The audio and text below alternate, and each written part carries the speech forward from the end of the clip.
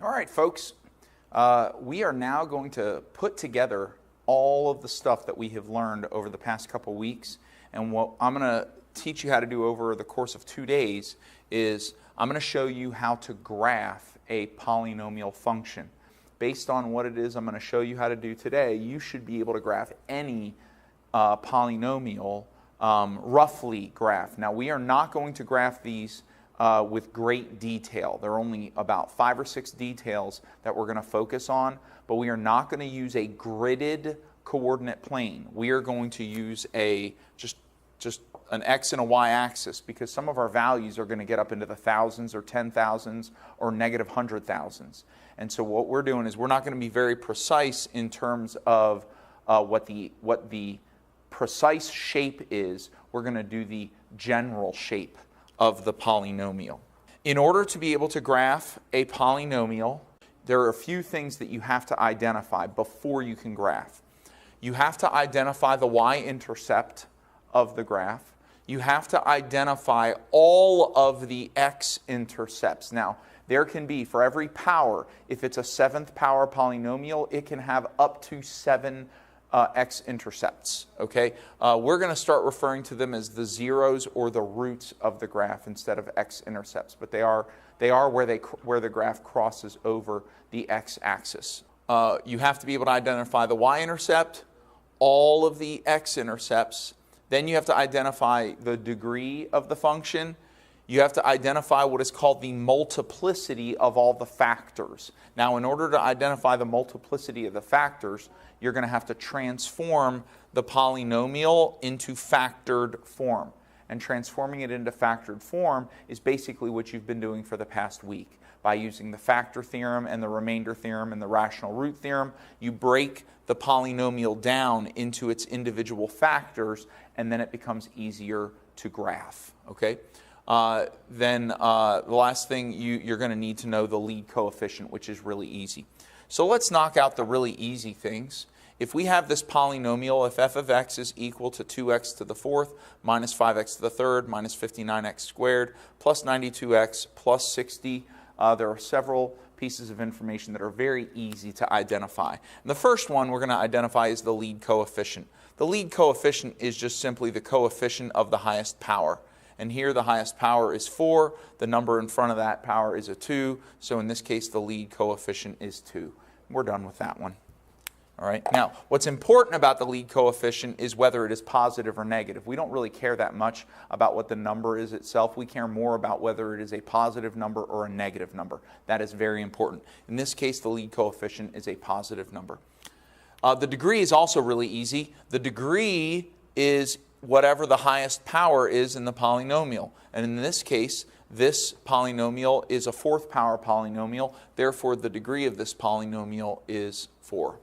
Okay, done with that. That's easy enough, right? Okay.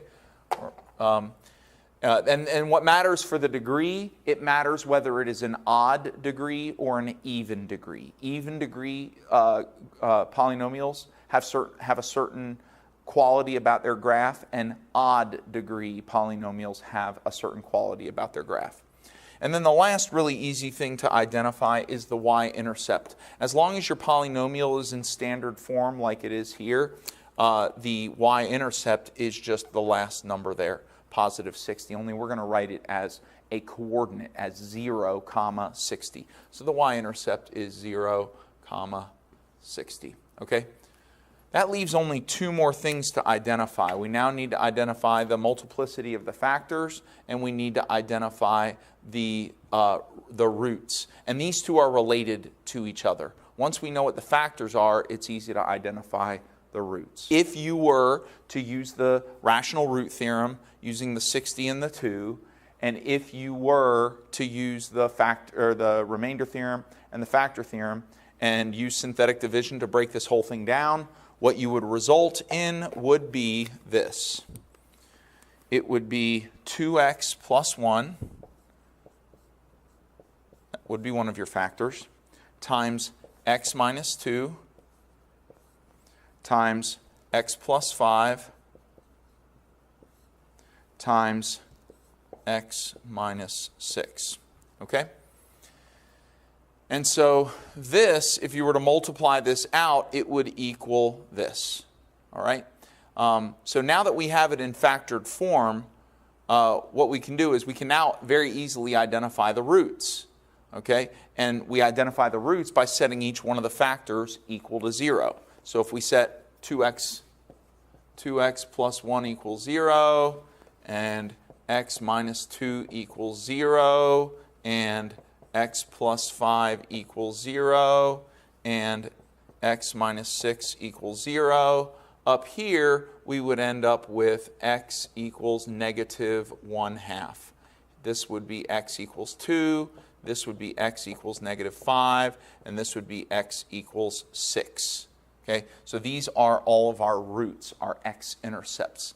So those would be, let's see, negative 1/2 and 0, 2 and 0, negative 5 and 0, and 6 and 0.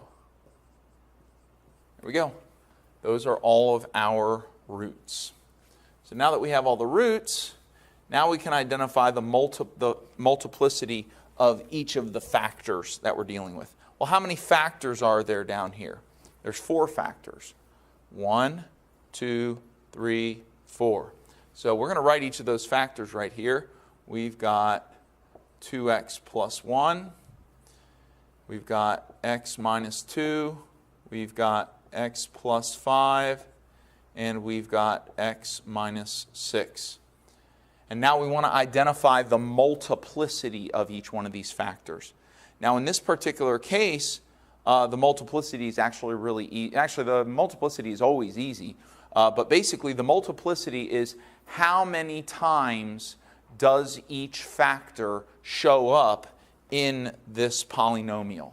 So how many 2x plus 1s are there here? 1, right? Just this one. So this one has a multiplicity of 1. How many x minus 2s are down here? Right? Just 1 right here. Okay? So the multiplicity of x minus 2 is 1. How many x plus 5s are there? 1. So the multiplicity of 1. And how many x minus 6s are there? Just the 1, right? So each one of these factors only has a multiplicity of 1 because each one shows up 1 time. That means multiplicity means how many times is this factor being multiplied in the function. Okay? And so we have just finished this problem. We factored it out. We've identified the lead coefficient, the degree, the y-intercept, all of the roots, and the factor multiplicity.